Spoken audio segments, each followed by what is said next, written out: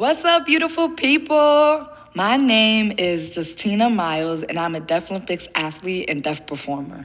I'm honored to be part of TEDx Penn and to be back in Philly, my hometown. Go Birds! Before I begin, nothing in my teeth, right? I am so inspired to be here giving this talk, and I hope I leave each and every one of you feeling inspired too. I also want to thank you for being here and bringing your ears. I left mine at home somewhere. Now, I want you to think about this question for a moment. What if you couldn't hear? But Beyonce! Wait, close your eyes and think. What if you couldn't hear? Your first thoughts might be, I couldn't live without music. How would I go to class? What school would I go to?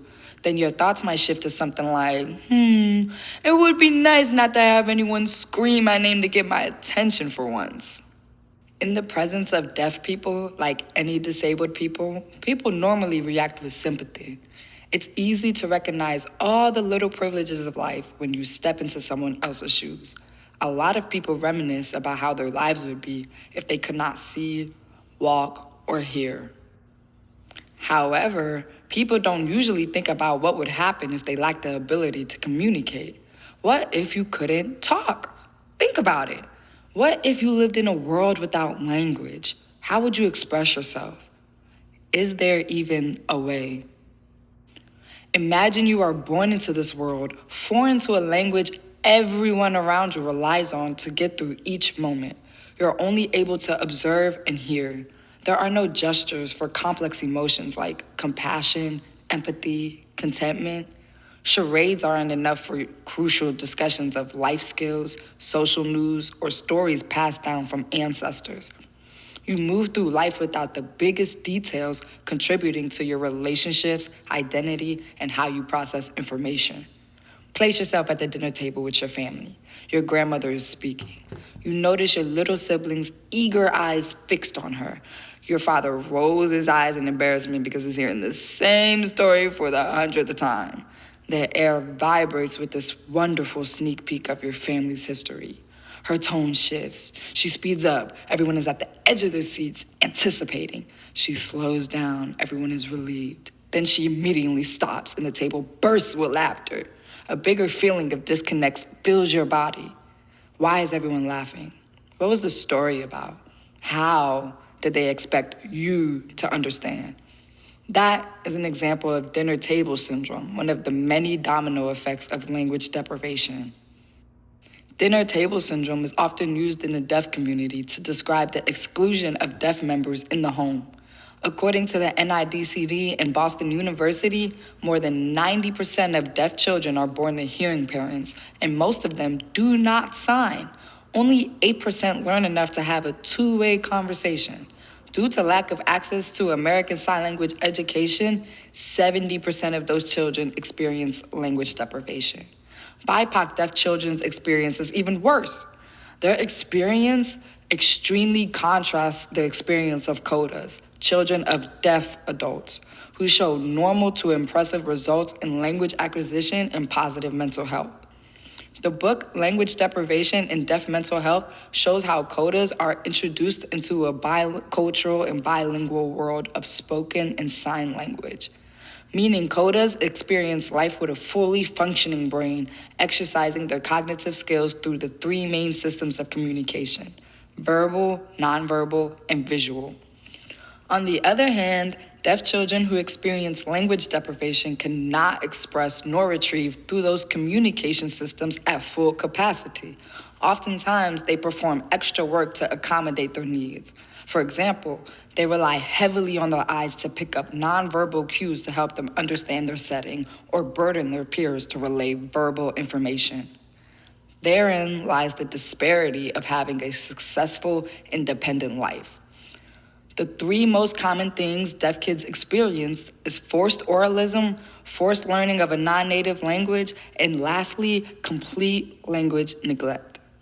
These approaches result in a lackluster academic performance and societal involvement. However, when deaf kids engage with the primary language, a signed language, the results of their academic performance and societal involvement strikingly improve. The value of sign language is golden. Not only are you receiving, but you have the ability to be reciprocal. This is what separates us from animals. And out of 7,000 plus cognitive universes, you gave this person none. Before I dig deep into the importance of access to sign language, it's crucial for you to understand how we got here. How is sign language relatively new? Why are deaf people deprived of a language? And what should hearing people do? Well, it started way back when the first deaf institution in America was founded in 1817, now known as the American School for the Deaf. It was founded by Thomas Gallaudet and Laurent Clerc, a recent graduate and professor hailing from the first deaf institution in the world in Paris. Clerc was the first deaf person to stand before Congress as well as the president, paving the way for future advocates that built schools and fought for the preservation of sign language. After that, we all lived happily ever after. Not quite yet. Dun, dun, dun. The school was originally called the Connecticut Asylum at Hartford for the instruction of deaf and dumb persons, as deaf and dumb was the accepted notion at the time, and schools were asylums or rehabilitation centers. All of these terms have lingering effects on today's misconceptions about deaf people. However, not everyone liked the idea of preserving sign language. While deaf advocates were working on the expansion of deaf education, spreading the word, founding schools, and teaching deaf teachers, Alexander Graham Bell was doing the opposite. Yes, the guy in our textbooks who invented the telephone, Bell, a fan of eugenics, made it his life goal to turn America into an only English-speaking country, meaning every person should be orally transmitting information in English, even if you can't talk. Bell created his own association to push oralism, published written works, and worked with medical professionals to spread his ideas that deaf should not socialize with or marry deaf and create a defective human race. Though both his mother and wife were deaf, Bell, along with others like the Pierre Society, had all intentions of oppressing deaf people. Their goal was to teach deaf people how to speak in hopes of normalizing them, but more importantly, to discontinue and demonize the use of ASL. Oral programs implemented by Bell and the Society had over 200 methods, often referred to as war of methods, for teaching speech. These are examples of oralism methods, including feeling vibrations on instruments and voice boxes or pronouncing sounds into candles. Their education focused solely on the formation rather than the meaning of words. Students lacked knowledge of math, science, English, and as a result needed extended time for their academic education. These lopsided educational methods sparked a large debate, one that still goes on today, of manual communication versus oral. Which is better for deaf people? Do we allow deaf people to use their own language or utilize the war of methods to teach speech?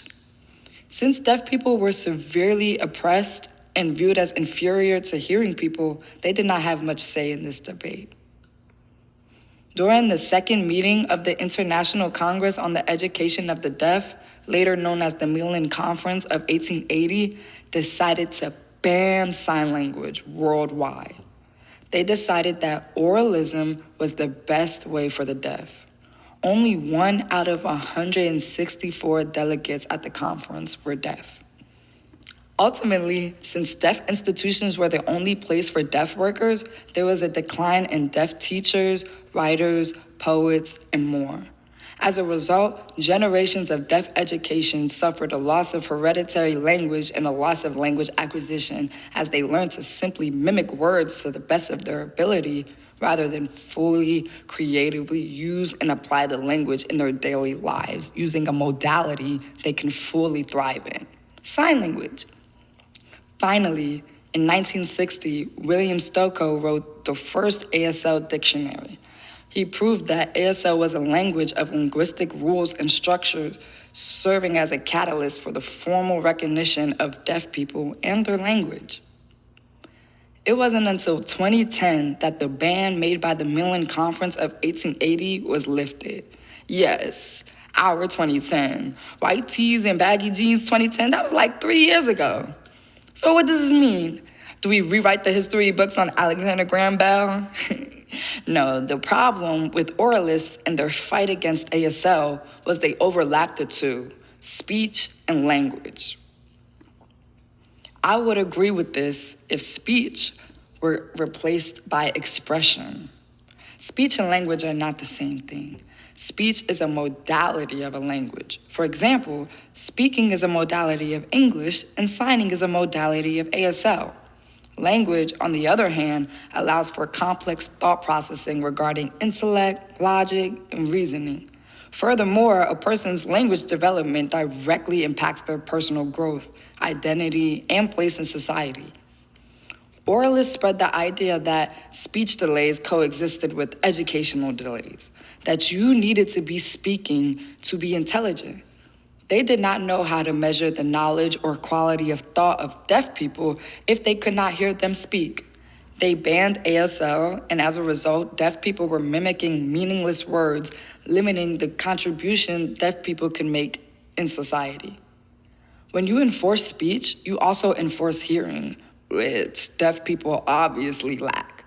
It wasn't until the fight of preserving ASL, after understanding the English language in their way, despite all the bans, that allowed deaf people to speak up and educate the world on their abilities.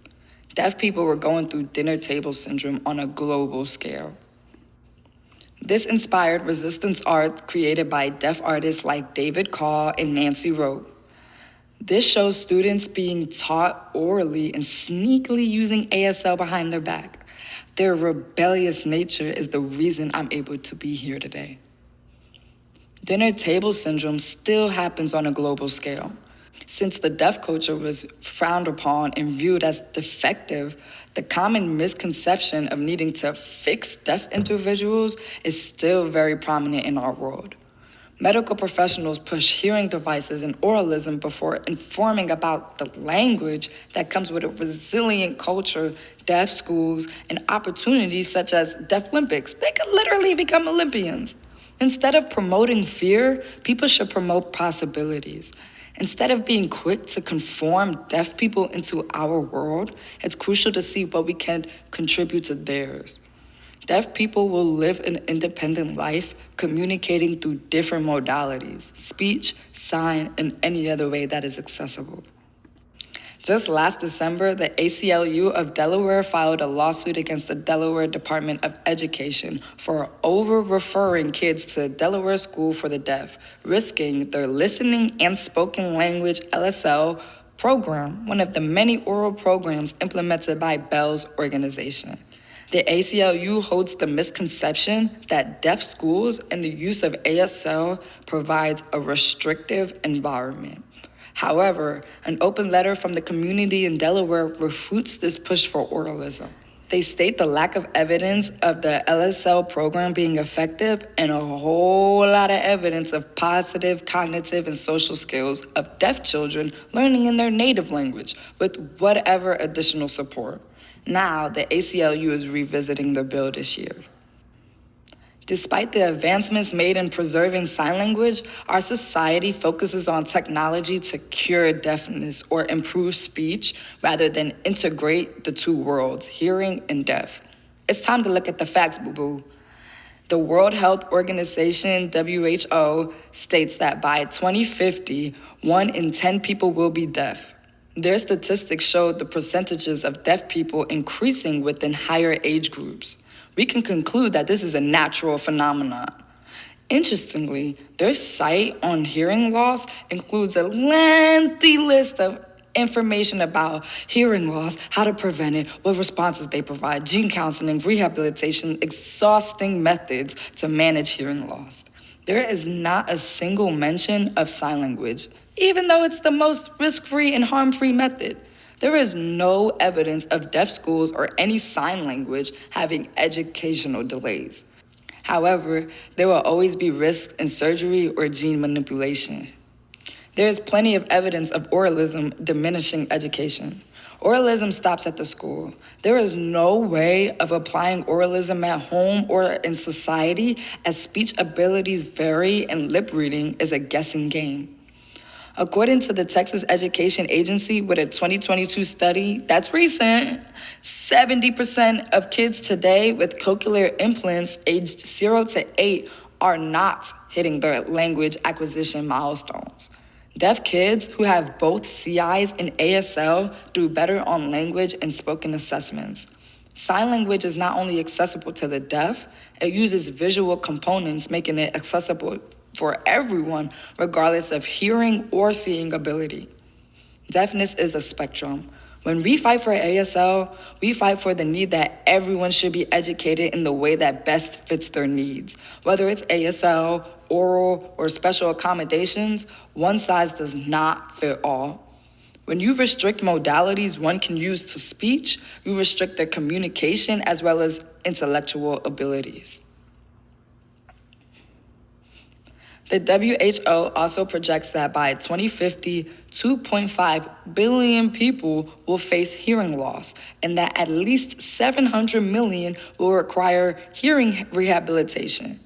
Listen, I knew I needed therapy, but my genes also needed too. Good luck getting your grandparents to go to anything other than a checkup. In reality, wouldn't it make sense and be cool to see if an entire nursing home was signing, connecting, rather than facing barriers and regularly attending rehab, which they state will be paid for by your taxes because they lost their hearing? Hearing families with deaf members, slapping on a hearing device and teaching them pronunciation of words is not enough. Not just in communication, but a sense of bonding, navigating the depths of one's mind, allowing them to identify and define themselves and their future. That's what language does, not speech. So for that deaf brother or deaf student or deaf employee or the deaf community, provide sign language. Learn sign language. Advocate for sign language. Language deprivation is 100% preventable. It's time to put fear aside. Hearing is not the prevention of experience. Expression is. We have identities waiting. We have opportunities opening up by the day. And we have so much to offer. You cannot limit the ability of someone, then determine their potential. Peace out.